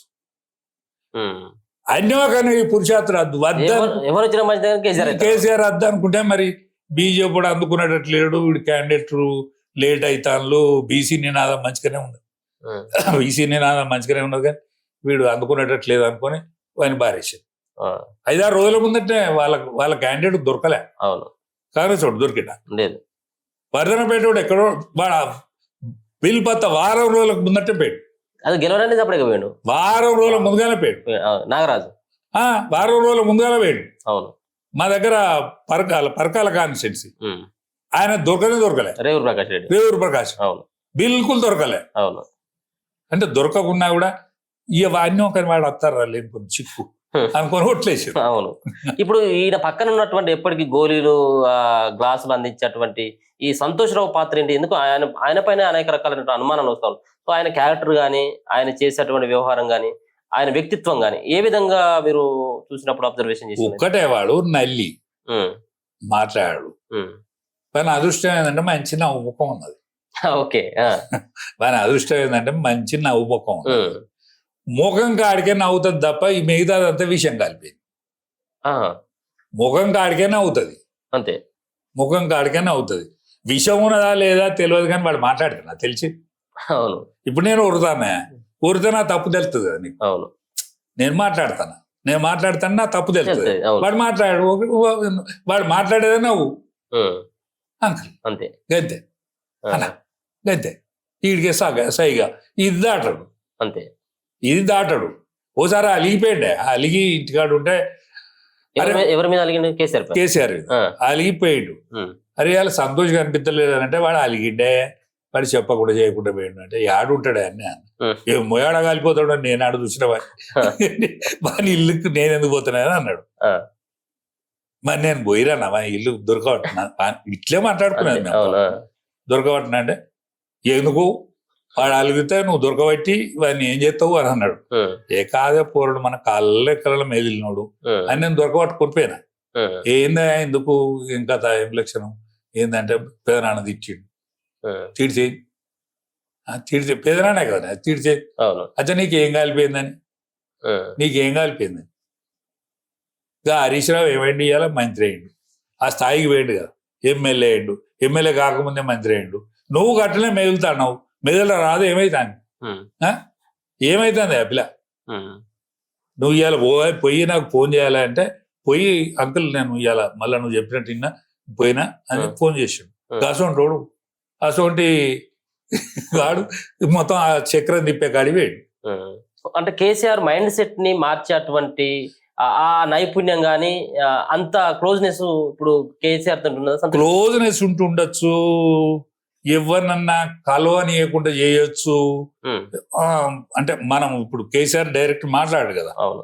డైరెక్ట్ మాట్లాడు. అది వరకు అందరిని పిలిచేది ఎవరికైనా ఫోన్ నేను మాట్లాడుతారా ఫోన్ కలపరా అని మాట్లాడేది. కానీ ఇక మెల్లమెల్ల ప్రజాక్షేత్రానికి ఉమ్, అంటే ఈ క్యాడర్ కు దూరమైండు, ఇంకా ప్రజలకు దూరమైండు. ఓకే. కానీ ఎవరైనా కలిసిటోని కలవనీయకుండా చేసే శక్తి ఉన్నది, కానీ కేసీఆర్ ను ప్రభావితం చేసే శక్తి ఉమ్, ఆయనకు కూడా లేదు. అంతే. ప్రభావితమైన ఎవడు చేయలేడండి, ఎవ్వడు కూడా ప్రభావితం చేయలేడు. ఉమ్, ఆయనకు ఆయనే బంటు, ఆయనకు ఆయనే రాదు. ఉమ్, ఎవ్వడు ప్రభావితం చేయలేడు. వీళ్ళందరూ మాట్లాడతారు ఆడ అంతేనా? పెట్టిదే. ఆ, ఆయనకు పిచ్చి ప్రేమ ఉన్నది తప్ప వీళ్ళకు ఏమన్నా ఉండనే కానీ మాట్లాడిస్తాడా? ఉమ్, మాట్లాడియాడు. అంతే. ఆయనే చెప్తే మనం వినాలి, ఆయన చెప్తే ప్రేక్షకుల బతికి వినాలి. ఓకే. ఆయన ఇష్టమైంది చెప్పిండు అనుకో, ఆయనకు దీనిలో పానం ఉన్నదని అనుకున్నాడు అనుకో, ఉమ్, దాన్ని మొత్తం లోతుగా అనుకునేదంతా మాట్లాడతాడు, వింటాడు. ఓకే. మనం బోర్ల పెట్టేదానికి వింటాడు. ఉమ్, ఇప్పుడు నన్ను నువ్వు ప్రశ్నిస్తానవా, ఉమ్, నేను మాట్లాడతాను, అవును. మంచిగున్నదని వింటాను కదా, అవును, అంతే. మంచిగా లేకపోతే అడ్డం అవుతుంది. అవును, అంతే కదా. అయితే తను వీని దగ్గర సబ్జెక్ట్ ఉన్నదంటే అది ఏ మూలో ఆ మూలంతా తీస్తా అంటాడు, ఓకే. ఇంట అంటాడు. ఉమ్, ఇప్పుడు నా- చెప్పండి. నాకు ఓసారి నేను బీసీసీఎల్ జనరల్ సెక్రటరీ ఫస్ట్. ఉమ్, వినోద్ సార్ నాకు చనువు ఉండే. ఓకే.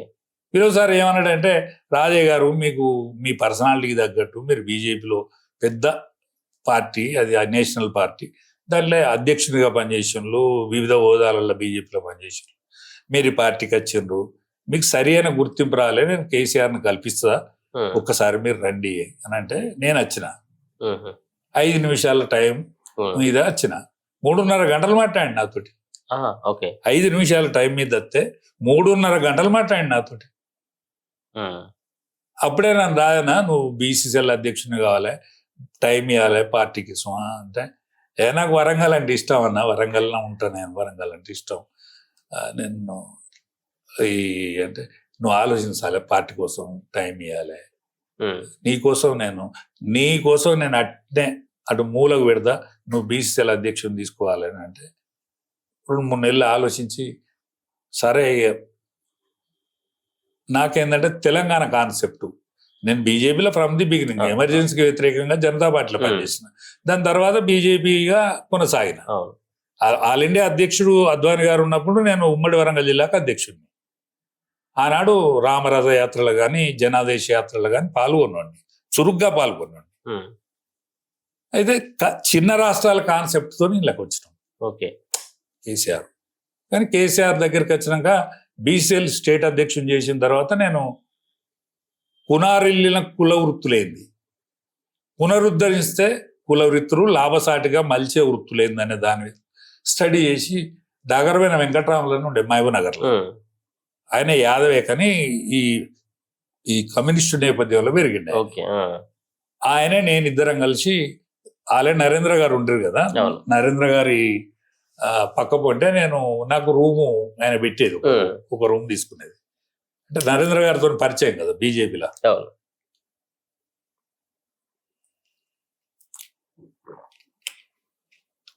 3 నెలలు తిరిగి 3 నెలలు నేను ఈ వృత్తులు, చేపలేంటిది, మన గొర్రెలేంటిది, అవును, ఇవన్నీ ఇంటి మీద స్టడీ చేసిన. స్టడీ చేసి అప్పుడు ఈయనే బుక్లెట్ తయారు చేసినాక రిలీజ్ చేసిండు.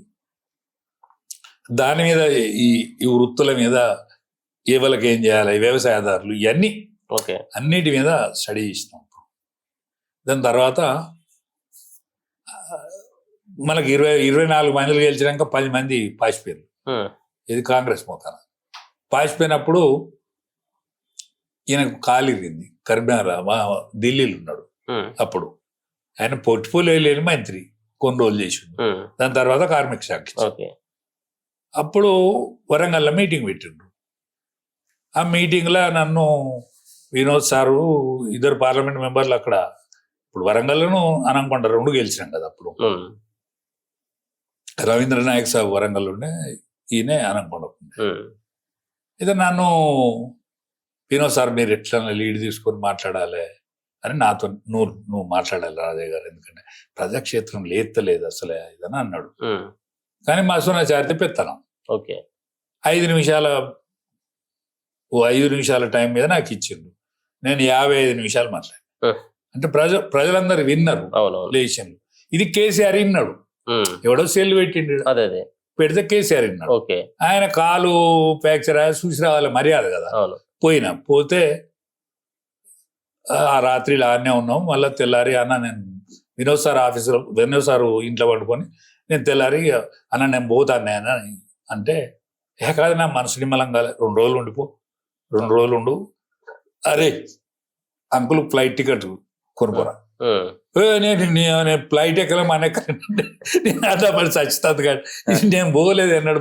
ఫ్లైట్ ఎక్కలే, కాదు ఎక్కాలే ఈసారి, నువ్వు ఎక్కాలే, నువ్వు పానం భోజనం మొన్న మీటింగ్ నేను చూడలేదా, నువ్వెట్లా చూసినావు అంటే నేను విన్నాను, మాట్లాడిన ఉపన్యాసం ఇంత విన్నానన్నా. మంచిగా ఉన్నదా అన్న, మంచిగా అదరగొచ్చినావు పో, అదరగొచ్చినావు, పోయిన వాళ్ళందరినీ ఉత్సవపడేటట్టు చేసినావు. నీ ఉపన్యాసానికి నీ ఉపన్యాసం మంచుకుంటే విన్నా నేను మొత్తం అని ఫ్లైట్ టికెట్ తెప్పించిండు. 2 రోజులు ఉన్నాక అన్న నువ్వు ఈ కాంచెల్లి జనరల్ సెక్రటరీ, మెదక్ జిల్లా ఇన్ఛార్జ్ నువ్వే చూడాలి. అరే వరంగల్ ఎట్లా అంటే వరంగల్ చూడాలి, ఎక్కడ కూసేది అక్కడ చూడాలి, ఏడున్నా కూడా నువ్వు పూర్తి సమయం పార్టీకి ఇవ్వాలి సుమా, పూర్తి సమయం పార్టీకి ఇవ్వాలి, ఎందుకంటే నీ సర్వీసెస్ అక్కర అనిపిస్తుంది నాకు. అంటే 8.5 సంవత్సరాలు మెదక్ జిల్లాకు ఉంటుంది, మహబూబ్ నగర్లో పని అయితే లేదు అంటే మహబూబ్ నగర్లో ఉంటుంది. మా వరంగల్ వాళ్ళని తీసుకుపోయి సభ్యత్వం చేసినాం. గట్టు భీముడు కాన్ఫరెన్స్ లో అడుగు పెట్టనిస్తలేదు, అడుగు పెట్టనికపోతే ఆడు ఉన్నాం, వండుకొని తిన్నాం. తిని అక్కడ కరీంనగర్లో భద్రాచలంలో మీటింగ్ పెడితే భద్రాచలంలో ఇవన్నీ తిరిగినామే, కష్టపడ్డాం అందరం. మాతో పాటు హరీష్ భద్రాచలం మీటింగ్ అంటే క్యాంపస్ మీటింగ్లలో హరీష్ ఉండేది ఇప్పటికి. ఇప్పుడు కల్వకుంట్ల చంద్రశేఖరరావు గారు ఇంత ఒక పక్కన పార్టీలో ఇంత అలజడి జరుగుతూ ఉన్నటువంటి సందర్భంలో ఎక్కడ కూడా స్పందించట్లేదు. సో ఏముంటది ఆయన మౌనం వెనుక? ఎందుకు ఏమైనా ఇంకా ఆలోచిస్తూ ఉన్నాడా? ఈ సంబంధించిన గొడవలు ఇంకా సర్దుమనుగుతాయి అని చెప్పేసి ఏమైనా భావిస్తూ ఉన్నాడా? లేకపోతే కల్వకుంట్ల కవిత అసలు పార్టీలోనే అవసరం లేదా? ఆమె చేపట్టే మొన్న జరిగినటువంటి ఎన్నికల్లో ఈ లిక్కర్ స్కామ్ సంబంధించినటువంటి అంశంలో ఆమె చేసినటువంటి పెంటతోంటే ఓడిపోయిన ఉన్నటువంటి భావనతో ఆమెను వదిలించుకున్నటువంటి ఏమైనా ప్రయత్నం చేస్తూ ఉన్నాడు అనుకోవచ్చా? ఒక్కటే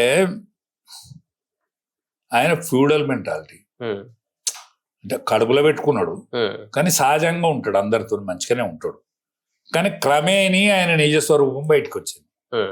అప్పుడప్పుడు పులిపిల్ల తప్పి మేకలలో పెరిగింది అనుకో, పులిపిల్ల తప్పి మేకపాలు తిరిగి బతికింది అనుకో పులిపిల్ల, అది జంగల్ వచ్చినాక ఏం చేస్తుంది? జంగల్లో దొనికి మెడకాయ కొరుకుతుంది మేకది. జంగల్లా జంగట్లకు పోతానయ్యా మేకలు. పులి పిల్ల పెద్దదైంది. ఓకే. జంగల్ చూడంగానే దానికి సహజ గుణం వస్తుంది కదా అంటారా. అవును. కేసీఆర్ ఒకనప్పుడు సహజంగా పులే కని, సహజంగా క్రూర జంతువే కని, సహజంగా సాధక జంతువు బతకం మెదిలింది నిజం. ఆయనకు సంపూర్ణ అధికారం వచ్చింది. తెలంగాణ ఉద్యమం ఆయన ఒడిసి పట్టుకున్నాడు తప్ప ఆయనది కాదు తెలంగాణ ఉద్యమం. తెలంగాణ ఉద్యమం ప్రజల్ది, అణచివేతకు గురైన ప్రజల్ది. ఇప్పుడు చెన్నాటి రాష్ట్ర సమితి ఆయన పెట్టినప్పుడు ఈయన ఉన్నాడా? ఆనాడు ఉన్నాడా? మరి ఆనాడు పార్లమెంట్ సీట్లు సరి అయిన పార్లమెంట్ సీట్లు గెలవలేదా? ఈయన ఉపాయంతో గెలిచిల్లా? తెలంగాణ ప్రజలు కష్ట సుఖాలు, బాధలు, అవస్థలకు వ్యతిరేకంగా పుట్టిన వ్యవస్థ ఇది. సాయుధ పోరాటం ఎందుకు చేసిండ్రు? రజాకారులకు వ్యతిరేకంగా పోరాటం ఎందుకు జరిగింది? నిజాం నవాబుకు వ్యతిరేకంగా పోరాటం ఎందుకు జరిగింది? ఇవన్నీ దొరల దౌర్జన్యానికి వ్యతిరేకంగా పెరిగిన యొక్క ఆలోచన విధానం. అణచివేత ఎక్కడ ఉంటుందో అక్కడ ఉద్యమం అవుతుంది, అక్కడ విప్లవం అవుతుంది. అవి విప్లవాన్ని సొమ్ము చేసుకునే ముడగొడుకులు గిసోటి వాళ్ళు ఉంటారు, దాన్ని సొమ్ము చేసుకుంటారు. మా పిల్లలు బాగుపడతారు అనుకుంటే నీ పిల్లలకు మలుపుకున్నావు ఈ కీర్తిని. అన్నాడు పార్లమెంట్లో బిల్లు అయినాడు, నువ్వు పోయినావు ఆ బిల్లుకు? నువ్వు పార్లమెంట్ మెంబర్వే కదా. పోయిండా? మేము ఇద్దరు ఒక కానే ఉన్నాం రూమ్లా ఆ రోజు ఒక్కటే కాడ ఉన్నా ఢిల్లీలో. అరే నువ్వు పోరాదే అంటే ఏనేం పోతే అవుతుంది, నేను ఒక్క పోచి కానీ నేను ఒక్క పోచి కానీ ఏం చెప్తున్నా ఆడ. ఆమె బిల్లు పెట్టాలి, సుష్మా స్వరాజ్ గదిరిస్తాంది, ఆమె సమర్థిస్తా. నువ్వు బిల్లు పెడతావా సత్తావా? నేను బిల్లు పెట్టకపోతే నేను శిరోముండనం చేసుకొని ఆడ నిరాహార దీక్ష పడతా అన్నది. పొగ బాంబులు ఒక పక్క ఎత్తాన్లు మా ఆంధ్ర పార్లమెంట్ మెంబర్సే. మీరు సమర్థిస్తే నేను బిల్లు పెడతా అన్నది ఆమె. వాళ్ళకి ఆర్థిక బిల్లు ఉండే ఈడ పాస్ అయింది ఇలా పార్లమెంట్లో పాస్ అయింది. కానీ రాజ్యసభలో పాస్ కావాలి. రాజ్యసభలో పాస్ కాకపోతే మూలకు పడుతుంది. అది మూలకు పడే బిల్లును వాళ్ళకి ఆర్థిక బిల్లు మీద మాట్లాడేది సప్లిమెంటరీ చర్చ ఉంటుంది కదా. సప్లిమెంటరీ చర్చ చేస్తే టైం అయిపోతుంది. అద్వానీ గారు కూడా మరి ఆర్థిక బిల్లు అక్కడ సప్లిమెంటరీ చర్చ ఉన్నది కదా అంటే విద్యాసాగర్ రావు స్వభావం. విద్యాసాగర్జీ పోయి ఫైల్ నేలగొట్టి, ఇప్పుడు మన రక్షణ మంత్రి రాజ్నాథ్ సింగ్ గారు ఆయన ప్రెసిడెంట్, ఆయన అధ్యక్షుడు. అరే పెట్టి తప్పవా లొలిపెట్ట పెట్టి తప్ప అని అప్పుడు అరుణ్ జైట్లీ గారు రాజ్యసభల నాయకుడు, ఆయన ఉపనాయకుడు వెంకయ్య నాయుడు రాజ్యసభలో ఈ చింపే ఆర్థిక బిల్లు నువ్వే చింపేయంటే సాగర్ చింపేస్తే దాని మీద పార్లమెంట్లో రాజ్యసభలో చర్చ జరిగింది. అలా వెంకయ్య నాయుడు ఆ పురుషార్థులు మాట్లాడి ఏం చేసుకుపోయాడు? 7 మండలాలు దొప్పాడు. దత్త మండలాలు 7 మండలాలను దొప్పాడు. కానీ బిల్లు పాస్ అయింది. ఆ బిల్లు పాస్ అయ్యేందుకు ఈయన అరుణ్ జైట్లీ దగ్గర పోలే, ఈయన బజలాడితే పోయింది. ఎరికన వినోద్ సారు, కేకే వీళ్ళందరూ కలిసి నన్ను పట్టుకపోయినాడు. ఎందుకు ఈయనకు ఇష్టం లేదా? ఇష్టం కాదు, అది వచ్చదో సత్తదో దీన్ని పట్టుకొని కొద్ది రోజులు నడుపుదామని కొడుకులు లేదని సతికిల పడ్డాడు. హరీష్ రావు పాత్ర గురించి మనం చెప్పుకున్నట్టయితే, సో ఇంత జరుగుతున్నప్పటికీ ఒక పక్కన పార్టీ అధ్యక్ష బాధ్యతలు కొడుకు అప్పగించాలన్నటువంటి ప్రయత్నం ముమ్మరంగా కొనసాగుతూ ఉంది. సో ఒక పక్కన రకరకాలైన వార్తలు వస్తూ ఉన్నాయి. సో అయినప్పటికీ మొదటి నుంచి ఉద్యమంలో కేటీఆర్ కంటే కేసీఆర్తో పాటు ఉద్యమంలో పాల్గొన్నటువంటి హరీష్ రావుకి ఎందుకు ఆ విధమైనటువంటి ప్రాధాన్యత కేసీఆర్ ఇవ్వట్లేదు అనుకోవచ్చు? అంటే ఆయనే ట్రబుల్ షూటర్, సవ్యచాచి. భారతంలో సవ్యచాచి అంటే అర్జునుడే కదా. ఆ స్థాయి ఉన్నోడు ఆయన. నాయకత్వ పటిమ ఉన్నోడు, స్లిప్ కాని మనస్తత్వం. మంత్రివర్గంలో కూడా ఆయన తీసుకోలే. ఆయన తీసుకున్నప్పుడు కేటీఆర్ కూడా లేడు, కానీ ఆయన వర్కింగ్ ప్రెసిడెంట్ చేసాడు. మేము బాగానే కలిసి ఉండేది కదా. ఆయన వర్కింగ్ ప్రెసిడెంట్ అప్పుడు ఈయనప్పుడు ఇదంతా మేము బాగానే కలిసి ఉండేది కదా. అసలు కేటీఆర్కు అరంగేట్రం మీటింగ్ ఎవడు చేసిండు? నేనే. కండవ కప్పినోడు ఎవడు? నేనే. సభ్యత్వం ఇచ్చినోడు ఎవడు? నేనే. కొరివిలా చేయనండి, మన కొరివిలా డోర్నగల్ దగ్గర ఉండే కొరివీర బతంగడ ఈయన జాయిన్ అయ్యిండు. నేనే నేను సూపర్ బత్తతో పోల్చుకుని ఆయన ఊరే బత్త చేసిన. ఆహా. ఎందుకంటే కర్మ పాడయి ఎన్ని విధాలు తగ్గినామయ్యా, ఆ పార్టీలో ఎన్ని విధాలు తగ్గినాం, ఎన్ని బహురూపలేశాలే కలిసి వచ్చింది. ఇప్పుడు వాళ్ళు కానకుంటా ఆయనలు కానీ వాళ్ళు కానకుంటా ఆయనలు వాళ్ళ దరిద్రాన్ని వాళ్ళు అనుభవిస్తారు. పైసలు ఉండొచ్చు, పైసలు ఎవరు నిమ్మలం చేసిన, పైసలు ఎవరు నిమ్మలం చేస్తే ఎవరైనా నిమ్మలం చేసిన ఈ భూమి మీద డబ్బులు ఎవరు నిమ్మలం చేయి, కీర్తి మాత్రమే. ఇప్పుడు కేసీఆర్కి ఏముండనని తెలంగాణ వచ్చింది, ఏముండనని తెలంగాణ ముఖ్యమంత్రి అయిండు. ముఖ్యమంత్రి అయినాడు ఈయన దగ్గర ఎంత ఉన్నది పైసలు, ముఖ్యమంత్రి అయినాక ఎవ్వరికి అందరానంత పెంచిండు, దాని ధర ఏ పార్టీ అనుకోనంత పెంచిండు. కానీ ఇప్పుడు ఏమైనా నువ్వు పైసలు ఉన్నాయి, పైసలు ఉన్నాక ఏమైనా ఓడిపోయినాక ఏడుంటాను, ఫామ్ హౌజులు ఉంటాను. అంటే పైసలు ఉంటే అన్ని కావు కదా అంటాను. దీన్ని బట్టి చూస్తే పైసలు ఉంటే అన్ని కావన్నట్టే కదా. అంతే కదా. హరీష్ రావు కూడా బయటపడతలేడు అంటే ఆయన మామూలు వదిలిపెట్టి వచ్చేటువంటి సాహసం చేయడా ఇప్పటికి? అంటే ఒక్కటే, ఆయన ప్లే గ్రౌండ్ చూసుకున్న తోడు. ఓకే. ఆయన గ్రౌండ్ వదిలిపెడితే సరి అయిన వేదిక మరి దొరకదా అనేది కూడా ఎంకులాడుకుంటాడు కదా. ఎంకులాడుకుంటాడు కదా సరిగ్గా. ఎందుకంటే ఆయన సహజంగా ఎంత పెయిన్ అయినా ముఖం మీద కనిపించనీయడు, ఎంత అవస్థనైనా కూడా కడుపులో దాచుకుంటాడు తప్ప ముఖం మీద కనిపించనీయడు. పోతే సహజంగా మామ మీద ఉండే కృతజ్ఞత కూడా ఉంటుంది ఆయనకు. కానీ ఎంత కృతజ్ఞత ఉన్నా కూడా ఇప్పుడు రేపు కేటీఆర్ జిందాబాద్ అని కూడా తిరగాలి ఆయన. మొన్న అన్నాడు కానీ నర్మగర్భంగా అంటారు కదా, ఏమున్నది అంతే. జార్జ్ ఫెర్నాండెజ్ 2.5 గంటలు మాట్లాడండి పార్లమెంట్లో. ఏది అవిశ్వాస తీర్మానం పెట్టిండు పార్టీ మీద, ఏది ప్రభుత్వం మీద 2.5 గంటలు మాట్లాడి తెల్లారి బాసిపోయింది. సమర్థిస్తూ 2 గంటలు మాట్లాడి తెల్లారే విమర్శించిండు అన్న. జార్జ్ ఫెర్నాండెజ్ లాంటి నిష్ఠ కలిగిన నాయకుడు, భారత రాజకీయాలలో ఒక నిష్ఠ కలిగిన పేరున్నోడు, జైళ్ళ బేడీల మధ్య బేడీలు వేసి ఆయన బొమ్మ ఎత్తే ఆయన 4,50,000 మెజార్టీతో గెలిచింది. ఘాటువాన్రోనికే నిష్ఠ తప్పంగా ఈయన తప్ప. కానీ వేదిక కోసమే ఎంకలాడతాడు. వేదిక కోసం ఎంకలాడకపోతే జీరో దాంట్లో ఉండాలి. ఆ పార్టీ రేవుకు రాదా పార్టీని. ఎందుకంటే మేము పెంచి పోషించిన పార్టీ అది, మా చేతులలో పెరిగిన పార్టీ. అంటే ప్రతి ఒక్కరిని ఉన్నది. జెండా కొట్టినోడు, దప్పు కొట్టినోడు, జెండా పట్టినోడు, బస్సు ఎక్కినోడు, పాట రాసినోడు, పాట పాడినోడు, వీళ్ళందరూ కలితేనే కదా తెలంగాణ ఉద్యమం అయింది. వీళ్ళందరూ కలితేనే కదా. వాళ్ళందరూ ఎక్కడున్నారు ఇవాళ? చెట్టుకోగలు, పుట్టకోగలు. కన్నీళ్ళు వస్తాయా నాకు, కళ్ళకు నీళ్ళు వస్తాయి. ఎంత కష్టపడ్డరు, అన్నం తిన్నారా వాళ్ళన్నా, మంచిలు తాగినలా, బస్ ఎక్కినరా.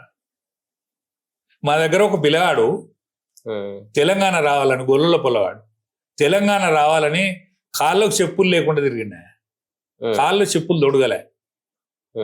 ఈయన కనిపిస్తే దొడుకుందామని మళ్ళీ తిరిగిండు, ఈయన కలవలే, చచ్చిపోయాడు. శ్రీకాంతాచారి మేము జైలు ఉన్నాం, నేను కేసీఆర్ గారు మన నాయన్ నర్సన్న, కెప్టెన్ గారు, విజయరామరావు, 5 జైలు ఉన్నాం. 6వ వ్యక్తి రావాలి కానీ ఆయన పెద్ద మనిషి అని ఇచ్చిపెట్టారు, మమ్మల్ని అరెస్ట్ చేసి జైలు ఉన్నాం. జైలు ఉంటే శ్రీకాంత్ సార్ చచ్చిపోయాడు. ములాఖాత్కు శ్రీకాంత్ సార్ చచ్చిపోలే, ములాఖాత్ పెట్టిండే ఆయన అడ్వకేట్ వచ్చి ఖమ్మం జిల్లా. ఇది మేము ఇద్దరమే పోయినాం వాడికి. పోతే బయట ఏం జరుగుతుందని అడిగాడు. అడిగితే శ్రీకాంత్ సార్ ఇట్లా పెట్రోల్ పోసుకుని అంటూ పెట్టుకున్నాడు, 80% కాలిపోయాడు, చచ్చిపోతాడట, చచ్చిపోయే ప్రమాదం ఉన్నదని చెప్పారు. బోవని ఎవరిండి ఆయన. అరే గండరగాడు నేనే ఎడతాడా, నేనే బక్కపానం అనేది పొది పట్టుకున్న సింగులతోటి ఆయన కళ్ళు నీళ్ళు తుడిచి, అరే ఏందన్నా నువ్వు ఎడతానమేందే నువ్వు అని నేనంటే, అన్నా మన కోసం పిల్లలు చచ్చిపోతానన్నా, మనం ఈడుంటివి, వాళ్ళు చచ్చిపోబెట్టరు. అంత మంచి లీనమై ఉండనే. మరి ఏం రోగం పుట్టిందో గిట్ల అయిండు, అంత లీనంగా ఉండే. కానీ మొన్నటి మీటింగ్ శ్రీకాంత్ సార్ తలవా పేరే లేదు. తలవా 1200 మంది అసూలు వాసిండ్రే. నీ ఫాలోడు తెచ్చిండు ఎవడన్నా? నీ ఇంటోడు ఒక్కడన్నా తెచ్చిండు? ఒక్కడు. వాళ్ళ కోసం కనీసం కన్నీళ్ళు, కనీసం మౌనం పాటించరా? అంటే మౌలిక విషయాలు మరిచిపోయినాక అది పార్టీ ఎట్లయితుంది? పార్టీ ఎట్లా దక్కుతుంది? అది కడుపులో పెట్టుకునే ఉద్యమం అయిపోయింది. ఉద్యమము అనేక మంది చేస్తే అయింది. కవులు చేసినలు, కళాకారులు చేసినలు, లెఫ్టిస్టులు చేసినలు, రైటిస్టులు చేసినలు, అందరు చేసినలు. ఒక్కో ఓటు ఎత్తే 2 రాష్ట్రాలనే నినాదం బీజేపీ తీసుకున్నది. ఇవాళ నక్సల్ బరి ఉద్యమంలో సాయిబాబా గారు తీర్మానం చేయించిండు వాళ్ళతోటి. ఇవన్నీ కలిస్తే తెలంగాణ వచ్చింది. ఆనాడు ముగ్గురు మాతృమూర్తులు ముగ్గురు కలిస్తే తెలంగాణ వచ్చింది. ఒకసారి మీరు పరిశీలించాలి. ఎందుకంటే మీరు తెలియగల ఛానల్ నేను చూస్తా ఎప్పటి దూరంగా, ప్రతిరోజు చూస్తా మీ ఛానల్. ముగ్గురు అమ్మలు కలిస్తే తెలంగాణ వచ్చింది. సుష్మా స్వరాజ్, సోనియా గాంధీ, మన స్పీకర్ ఉండే మీరా కుమారి, ఈ ముగ్గురు కలిస్తే తెలంగాణ నాంది పోసింది. మేము అర్రలున్నాం. నేను కేసీఆర్ అర్రలున్నాం రూమ్లో. తెల్లారిపోయిండు. ఇందిరాగాంధీ జిందాబాద్ అన్నాడు, దండం పెట్టిండు, నా పార్టీని వీళ్ళని చేస్తున్నాడు, పిల్ల జిల్లాతో పోయిండు. ఇదొక నాటకంలో ఇదొక భాగం. ఇప్పుడు మళ్ళీ మొన్న వరంగల్ సభ తర్వాత మళ్ళీ కేసీఆర్ ముఖ్యమంత్రి కావాలి, కేసీఆర్ వస్తేనే బాగుండు, కేసీఆర్ పరిపాలన బాగుందని చెప్పేసి జనాలు అనుకుంటా ఉన్నారు అనేది కేటీఆర్ వాదన కావచ్చు, బీఆర్ఎస్ పార్టీకి సంబంధించినటువంటి నేతల వాదన. సో దీన్ని మీరు సమర్థిస్తారా? అటువంటి పరిస్థితి మీరు, ఎందుకంటే గ్రామాలలో తిరిగేటువంటి వాళ్ళు మళ్ళీ అటువంటి పరిపాలన కావాలని చెప్పేసి జనాలు కోరుకుంటా ఉంటారా? ఒక్కటే, రేవంత్ రెడ్డి ప్రజాక్షేత్రంలో గెలిచినోడు కాదు. ప్రజాక్షేత్రంలో గెలవలే. 14 ఏళ్ళ ఉద్యమం, 10 ఏళ్ళ పరిపాలన, 24 ఏళ్ళు ఉన్నట్టే కదా ఈ నెంబడి. అవును, 15 ఏళ్ళు అయింది ఆయన వచ్చి. 16 నెలలకి నెంబడి ఇవ్వట్లేదు. ఇవ్వలేడు, మనిషి లేడు, పట్టించుకుంటాం లేదు. గ్రామాలలో కాంగ్రెస్ పార్టీని పట్టించుకుంటలేడు. పట్టించుకోకపోతే మరి పాత్ర ఇవన్నీ చేతులు ఉన్నది. ఇప్పుడు బీజేపీ చేతిలో ఓటు ఉన్నది కానీ లీడర్ లేడు. బీజేపీకి లీడర్ లేడు. కానీ 18 ఏళ్ళ నుంచి 30 ఏళ్ళోడు, 32 ఏళ్ళ దాకా ఉన్నోడు వాడు డైరెక్ట్ మోడీ కనెక్షన్, వాడు డైరెక్ట్ మోడీ. కానీ వానికి లీడర్ లేడు. వీరికి లీడర్ ఉన్నది కానీ పదారు లేదు. వీనికి లీడర్ ఉన్నాడు, జమ చేసే లీడరు, సాదాపిచ్చుడో, లేకపోతే సాయంకాలం మంద ఇచ్చుడో, లేకపోతే ఆకలి అయితే అన్నం పెట్టుడో, లేకపోతే అనంకొండకు తీసుకొచ్చుడో, లేకపోతే హైదరాబాద్ దానికి వచ్చుడో, వీనికి లీడర్ ఉన్నాడు దాంట్లో. కానీ ఇప్పుడు గెలిచిన ఎమ్మెల్యేలు ఎవరు గెలవడా? కాంగ్రెస్ లో ఇప్పుడు 39 మంది గెలిచింది. 39 10 మంది వచ్చేసింది కదా. 10 మంది దొరికినట్టు 39 అంత పాతోలే కదా. వాళ్ళు 3 సార్లు గెలిచిన వాళ్ళు, 3 సార్లు గెలిచిన వాళ్ళు. ఈ హైదరాబాద్ లో ఎక్కువ రిజల్ట్ వచ్చింది కదా. హైదరాబాద్ లో రిజల్ట్ రావడానికి మన ఒక విశ్లేషణ చెప్తాను. ఆయన పథకాలు ఏది సిటీ మీద పథకం ఎవరిది? మన కేటీఆర్ది. కేటీఆర్ మున్సిపల్ శాఖ మంత్రి అయ్యి ఇవన్నీ మొత్తం ఫ్లైఓవర్లు ఏవర్లు కడితే మొత్తం జనం అంతా ఇట్లా దడదడలాళ్ళు ఓట్లు వేసిండ్రు అంటారు. బీజేపీ తీసుకున్నాడు ఓట్లు. బీజేపీ తీసుకుంటే టీఆర్ఎస్ ఓడికి తలపడ్డాడు. ఈడ ఏంటంటే బీజేపీ ఓట్లు తీసుకున్నాడు. బీజేపీ ఓట్లు పంచుకుంటే టీఆర్ఎస్ ఓడికి తలకొచ్చు అంతే. అచ్చా 3 సార్లు బలివీడి గెలిచిండ్రు. ఇక మళ్ళా వాడే గెలుతాడా? గెలవడు. ఎప్పుడైనా కూడా ఇప్పుడు వాళ్ళకు ఎక్కడెక్కడో వెయ్యిన్ని కూర్చొని మెంటోని అందరి దొరకబట్టి కాంగ్రెస్ పార్టీ టికెట్లు ఇచ్చింది. పైసలు కూడా లేవు బాబు. 5-6 రోజుల కింద పరారైంది వాళ్ళు. చెప్పింది కదా ఓడిపోతాం అనే పైసలు లేవు అసలు. ఏజెంట్ లేరు లోపల. ఎలక్షన్స్ అయితే ఏజెంట్ కూడా లేరు కాంగ్రెస్ పార్టీ. రాహుల్ రోవాన్యం తిప్పేందుకు ఇది అరేంజ్ చేయగలిండి ఎవరు? రేవంత్ రెడ్డి. ఇదంతా నడిపిండు రేవంత్ రెడ్డి. ఆడికి బలివీటికి ఆడికి వచ్చిండు, ఆడికి ఖుషి అయింది. ఆడికి అయిపోయే వరకు ఆయన ఖుషి అయ్యిండు. కానీ రిజల్ట్ వచ్చింది. రిజల్ట్ ఎందుకు వచ్చింది అంటే వద్దని తప్ప. ఇప్పుడు ఎమ్మెల్యేలు ఎట్టగెళ్తారా? ఇప్పుడు గెలవరు. ఎవరు సెకండ్ క్యాడర్ రోడ్ మళ్ళీ ఎమ్మెల్యే అవుతాడు. సెకండ్ క్యాడర్లో టిఆర్ఎస్ లో ఉన్నోడు ఎక్కువ మంది అవుతారు, కానీ టిఆర్ఎస్ లో కాడు వాడు. ఓకే. ఎందుకంటే జనం నాడి తెలిసినోడు మాత్రమే అవుతాడు. జనం నాడి తెలిసినోడు 4 పైసలైనా ఖర్చు పెట్టుకుంటాడు, ముందట లీడర్ అవుతాడు, కష్ట సుఖాలలో అక్కడికి వస్తాడు తప్ప జనం నాడి వాడిని తెలియదా? ఊళ్ళలో మెసిలేదు ఏం మెస్తుందని తెలుస్తలేదా? అచ్చం మొన్నటి యుద్ధంతో ఏమైంది? సిటీలు పోను పల్లె దనక బాకింది. మోడీ డైరెక్ట్ వెళ్ళిపోయింది ఆడికి. అవును. ఆ స్కోప్ ఉందా ఇప్పుడు బీజేపీ పార్టీకి, మీ పార్టీకి ఇప్పటికిప్పుడు? నేను బీజేపీ అయిందనే దాన్ని చెప్పడం కరెక్ట్ అంటే మీరు బీజేపీ నేతగా ఎట్లా స్పందిస్తారు దీనిపై? అంటే ఒక్కటే, నేను 17 ఏళ్ళకు దోతి కట్టుకున్నా, ఊళ్ళకు దోతి కట్టుకుని పోయినా 17 ఏళ్ళు. నాకు ఈ కసి దొరల మీద వాళ్ళ మీద వీళ్ళ మీద దాన్ని మేము పెత్తనం చేయాలి. నా కసి కోసం నేను 12th చదవాలి, హెచ్ఎస్తోనే బంద్ చేసిపోయాను. 12, 11 తరగతితోనే బంద్ చేసి ఇంటికి పోయాను. మా దోస్తులకు అంగి లాగులు అన్ని ఇచ్చి వాళ్ళు దోతులు కట్టేది, నేను కూడా దోతి కట్టుకోవాలని అనిపోయినా. 17 ఏళ్ళకి కట్టుకున్నా. 21 ఏళ్ళని రాసుకొని పంచాయతీ కూడా మెంబర్ నేను. మళ్ళీ సర్పంచ్ దించినాడు. ఇవన్నీ ఆనాటి నుంచి ఉందా అంటే నేను చూసిన దాంట్లో ఏంటంటే, మేము బీసీ నినాదం ఎత్తుకొని తిరిగేది. బీసీలు కావాలని ఉంటుంది కదా కడుపులో, కానీ ఎవరు మా ఎంబర్ రాకపోయి. ఇప్పుడు మేసండి పొలాలు మీ యూత్ ఎంత నడుతుంది అనుకుంటాను? అవునా, దెబ్బ నడుతాను. బ్యాంచ్ ఈసారి ఎవడు అతడు రాని అన్నట్టున్నారు. బీసీల రాజ్యం అంటా ఉన్నారా? ఖచ్చితంగా వస్తుంది. నేను బీసీ ముఖ్యమంత్రిని చూసి చచ్చిపోతా. అంతేనా? నేను తొందరగా చాలా రోజులు. ఒకవేళ కేసీఆర్ అటువంటి ఆ ప్రకటన చేస్తే నేను బీసీ ముఖ్యమంత్రిని చేస్తానని చెప్పేసి మళ్ళీ ఏమన్నా అవకాశం ఉంటుందా బీఆర్ఎస్ కి? కాంగ్రెస్ అంటే రెడ్డి అండి, టీఆర్ఎస్ అంటే రాహుల్. ఆయన కావాలి, లేకపోతే ఆయన కొడుకు కావాలి, కొడుకు కాకపోతే బిడ్డ. ఆయనే అవుతాడు, ఎంపుకొని కానియాడు. బిడ్డ కొడుకు కూడా అవకాశం ఆయన ఉన్న రోజులు ముసలాయనే. ఆయనే సచ్చిన పీనకైనా భాషింగం ఆయనే కడతాడు. అంతే. సచ్చిన పీనక కూడా భాషింగం, సత్తాన్ దారి చచ్చిందే పీనకకు భాషింగం కంటే సత్యమైతే ఆ పీనకు భాషింగం నేనే కడతాను అంటాడు. అంతే. ఇంకోని కట్టండి. కానీ అది వచ్చేది లేదు, సచ్చేది. ఓకే. అది ఇక రాదు, ఆ పార్టీ రాదు, ఆ పార్టీ రాదు, కాంగ్రెస్ పార్టీ అసలే రాదు, సోదిలో కూడా ఉండదు.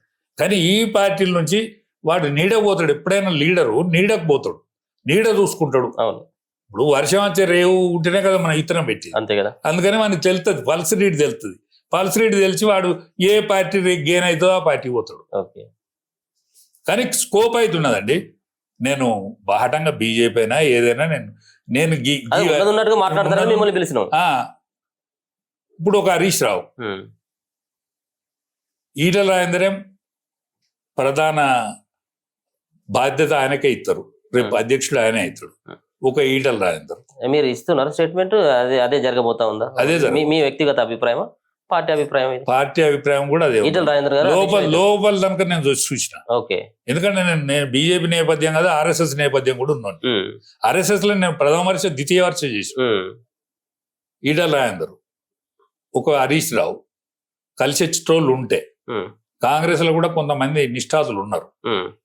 అంటే ఇప్పుడు కాంగ్రెస్ పార్టీ పోయిన వాళ్ళందరూ కాంగ్రెస్ కాదు, కాంగ్రెస్ పార్టీలో భూమికే భూషించేటోళ్ళందరూ కూడా కాంగ్రెస్ కాదు. ఎవడైనా గట్టి దరి చూసుకొని నిలబడతారు. ఎవడైనా రాజకీయాలలో ఏంటిది మన అస్తిత్వం దాకా కాదు. మన అస్తిత్వం ఏడ దక్కుతాను కూడా గాడిపోతాం. వీళ్ళందరూ కలిస్తే మాత్రం ఈసారి ప్రభుత్వం అవకాశం ఉన్నది, అందులో బీసీ ముఖ్యమంత్రి అయ్యే అవకాశం ఉన్నది. ఈసారి చూస్తాం మనం. ఎందుకంటే ఇది ఈ చరిత్రతో అయితలేదు. 1000 ఏళ్ళ బానిసత్వం, 75 ఏళ్ళ స్వాతంత్రం, దీంట్లో ఎన్నడూ బీసీడు ముఖ్యమంత్రి కావద్దా? అయిందా ఎక్కడన్నా? నువ్వు దేశం ట్రెండ్ చూడండి మీరు. ఇవాళ ఫస్ట్ 75 సంవత్సరాల తర్వాత 3 సార్ల ప్రధానమంత్రి బీసీడు 3 సార్ల ప్రధానమంత్రి. ఏ వాడోడు వీడోడు ఆయన ఏషియన్ చూసే వరకు ఆయన బీసీ మొన్ననే కలిసిండట ఇదని ఆ ప్రచారం కూడా ఉంది. ఇప్పుడు నేను గోల్లీలో పుట్టిన, నన్ను గోల్వాడు అంటారు ఎవడన్నా? నేను గొర్రెలగాసే కుటుంబంలో పుట్టినా. నా వేషం నా భాష చూస్తే నన్ను గోల్వాడు అంటారు. భాష గోల్వని భాష ఉండదు, కానీ వేషధారణ చూస్తే వేరేలాగా అనిపిస్తుంది కదా. అవును. ఇప్పుడు నరేంద్ర మోడీ గారు తేలి కులంలో పుట్టినోడు, గానగ కట్టుకునే కులంలో పుట్టిండు, ఓకే. గానగ కట్టుకునే కులంలో పుట్టిండు. దాన్ని బీసీలా కాంగ్రెస్ పార్టీ ముఖ్యమంత్రి ఉన్నప్పుడే కలిపి బీసీలా. కానీ అది రేవంత్ రెడ్డికి సోయరుగా అరువు తెచ్చుకున్న బీసీ అని ఒర్రిండు. కానీ 3 సార్లు ప్రధానమంత్రి అయిండు. 75 సంవత్సరాల స్వాతంత్రంలో నీకు నెహ్రూ కాకపోతే లాల్ బహదూర్ శాస్త్రి కొద్ది రోజులు, లాల్ బహదూర్ శాస్త్రి కాకపోతే ఇందిరాగాంధీ తర్వాత అయినోడు రాజీవ్ గాంధీ తర్వాత ముఖ్య భూమిక పోషించింది ఆ కోడలు. ఆమె ఇటలీ అయినా కూడా గాయందే, ఆమె ఇటలీలో పుట్టినా కూడా గాయందే. వీళ్ళు బాపనోళ్ళు, ఆమె కారణం చేసుకున్నా కూడా గాయందే. ఎవరు? ఇందిరాగాంధీ వీళ్ళకి ఏం సంబంధం? ఆయన కోమట ఆయన అక్కడ పుట్టే గాయంది, ఇక్కడ గుజరాత్ లో. వీళ్ళ కాశ్మీర్ బాపనోళ్ళు ఇది ఎట్లా కుదిరినట్టే అంటే ఏం చెప్తే కదా ఇన్నట్టేనా మనం? ఇలా కవిత లెటర్ మీద మీ బూస్టప్ ఇప్పుడు మొత్తం పత్రికలు, ఈ టీవీలు, ఈ ఛానళ్ళు చూపెడతా అంటే నేనైతే బాధపడతాను. ఎందుకు బాధపడతానంటే అక్కెర్రాని సరుకు, అమ్ముడు పోని సరుకు, చిక్కెంటిగలకు బఠానీలను అమ్ముతారు. ఎరికేనా? అవును, ఊళ్ళో అమ్ముతారు. చిక్కెంటిగలకు బఠానీలు అమ్ముకునే సరుకు అయింది అది. కవితవా చిక్కెంటిగలకు బఠానీలు అమ్మే కాడు ఉన్నది. ఆమె చేసింది ఏంది? నేను మంద అవుతున్నా, సాయంకాలం దొంగ వతుకు తాగుతా ఇంట్లో కూర్చొని. నా పెళ్ళం వీడు ఏమన్నా తింటాడు కావచ్చు అని మీద బుచ్చగానికి వేసినట్టు వేసిపోతుంది. ఏది తినేది అంటే ఆడోళ్లకు ఈ వీడు తాగద్దని ఉంటది కదా, ఆ సౌండ్ లిక్కర్ కేసులో ఇరికి జైలు పోతావు. నిజమెంత అబద్ధం ఎంత అని తేలుతుంది. కానీ లిక్కరే ఎందుకు అతకాలి అంటాను. ఉండి నీకే ఎందుకు అతకాలి? ఎంత పేరు బదనాలు తెచ్చిందండి. నేను అందుకనే కల్వకుంట చంద్రశేఖరరావు కడుపులా చెడబుట్టింది అంటాను. నువ్వేమన్నా చేసినా చెయ్యి, నువ్వు బొచ్చడు భూమి సంపాదించాలని పేరున్నది, బొచ్చడు పైసలు సంపాదించాలన్న పేరున్నది, నీ గడియారం ధర అంటాన్లు, నీ బంగారం ధర అంటాన్లు, నీ పెన్ను ధర అంటాన్లు. ఇవన్నీ నిజమో అబద్ధమో నాకు తెలియదు. కానీ ఇవన్నీ ఉన్నాక దందాకు పోతావా? ఈయనే ఓ దందా పెట్టి చేయకపోయాను. నీ భర్త కూడా తెలియగలవాడే కదా, ఏదైనా వ్యవస్థ చేసుకోపోయాను. ఇది సంపాదించిన పైసలు చాలేదా? ఇంకా పోటేందుకు? మా బావ ఎక్కువ సంపాదించడా, లేకపోతే మా అన్న ఎక్కువ సంపాదించిండా, వాళ్ళు సంపాదించలేదా అనేది అది నేను అంటలేను స్వా. కానీ పేరు బదనం అయితే పోయింది కదా. ఇదివరకు అయితే మీ కుటుంబాలు అట్లా లేవు కదా. ఇప్పుడు కేసీఆర్ కారే లేదా, ముద్రెడ్డి యాదగిరెడ్డి కార్లు ఎక్కితే ఆడికి వచ్చే కారే లేదా. ఆనాటి వ్యవస్థ అయితే లేదు కదా. మీరు బతుకు తెరువు కోసమే కదా అమెరికాకు పోయింది. ఇక చాలదా? మంత్రి పదవులు చేతిరి, పార్లమెంట్ పదవులు చేతిరి, ధరణి తీసుకొత్తిరి. ధరణి మీరు తీసుకొచ్చిన ధరణి ఈడ పట్నంలో ఏం గోల్మాల్ చేసినో నా పోవటం తెలియదు. కానీ ఊళ్ళల్లో మీ సర్పంచ్ గాడు, మీ ఎమ్మెల్యే గాడు, వీళ్ళందరూ ఎందరికో సపుచ్చుకున్నారు. ఇంకా రేవు కచ్చిన్లా ఎంతమంది చచ్చిపోయాను, ఉరి పెట్టుకొని చచ్చిపోయాను. నా బిడ్డ పెళ్లి అయితే లేదు, మా చెల్లె పెళ్లి చేతలేదు అని మెదక్ జిల్లాలో ఉరి పెట్టుకొని ఉత్తరం రాసి చచ్చిపోయాడు. ఎంత కలకల చేసిండ్రు తెలంగాణను, ఎంత అకావికలం చేసిండ్రు. ఈ గోస వట్టికనే పోద్దా? అర్థనాదం వట్టిగా పోదండి. అర్థనాదం వట్టిగా పోదన్నా, అందులో పేదోని అర్థనాదం. ఎంతమంది బాధలకు గురైంది. తెలంగాణ అత్తే మా బతుకులు బాగైతాయి అని కదా వంట వార్పు చేసింది.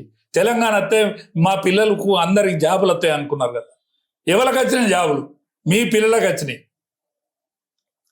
ఓసారి బాధ అనిపిస్తుందండి. Okay sir, thank you so much sir. మీ విలువైనటువంటి సమాచారం. మొత్తానికి ఇది కల్వకుంట్ల కుటుంబంలో జరుగుతున్నటువంటి అలజడి ఏదైతే ఉందో, ఈ అలజడి పట్ల పూర్తి అవగాహన ఉన్నటువంటి వ్యక్తిని మీ ముందుకు తీసుకురావాలన్నటువంటి ప్రయత్నం. సో ముఖ్యంగా చాలా పోరాటాలు చేసిన, చాలా ఉద్యమాల్లో పాల్గొన్నటువంటి వ్యక్తి, కేసీఆర్కి అతి సమీపంగా, అతి సన్నిహితంగా ఉన్నటువంటి వ్యక్తి రాజా యాదవ్. చాలా ఎమోషనల్ అవుతా ఉన్నారు. ముఖ్యంగా తెలంగాణ వస్తే ఏదో బతుకులు బాగుపడతాయి అని చెప్పేసి అనుకుంటే ఈరోజు కేవలం ఒక కుటుంబానికి మాత్రమే పరిమితం అయిపోయింది. అధికారంలో కావచ్చు, మరో పక్కన పదవులలో సైతం కూడా ఆ కుటుంబ దోపిడీ ఎక్కువైపోయింది. ఇప్పుడు మళ్ళీ కొత్త వేషం వేసుకొని మళ్ళీ బీసీలను ఉద్ధరిస్తామన్నటువంటి ఒక ఉద్దేశంతో కల్వకుంట్ల కవిత ఒక ముసుగేసుకొని ఆ పార్టీ పెట్టాలన్న ప్రయత్నం చేస్తా ఉంది. ఇది జరిగేటువంటి పని కాదు. మరో పక్కన కేసీఆర్ ఉన్నన్ని రోజులు ఆయన ముఖ్యమంత్రిగా ఉంటాడు తప్పించి కొడుకుకి ఎటువంటి పదవులు కూడా అప్పగించేటువంటి ఆ సంస్కృతి కానీ ఆయనకు ఉన్నటువంటి అవగాహన ప్రకారం ఎవరు కూడా అప్పగించేటువంటి అవకాశం ఉండదు అన్నటువంటి అభిప్రాయాన్ని రాజా యాదవ్ గారు అయితే చెప్తారు. చూస్తూనే ఉండండి మనతో.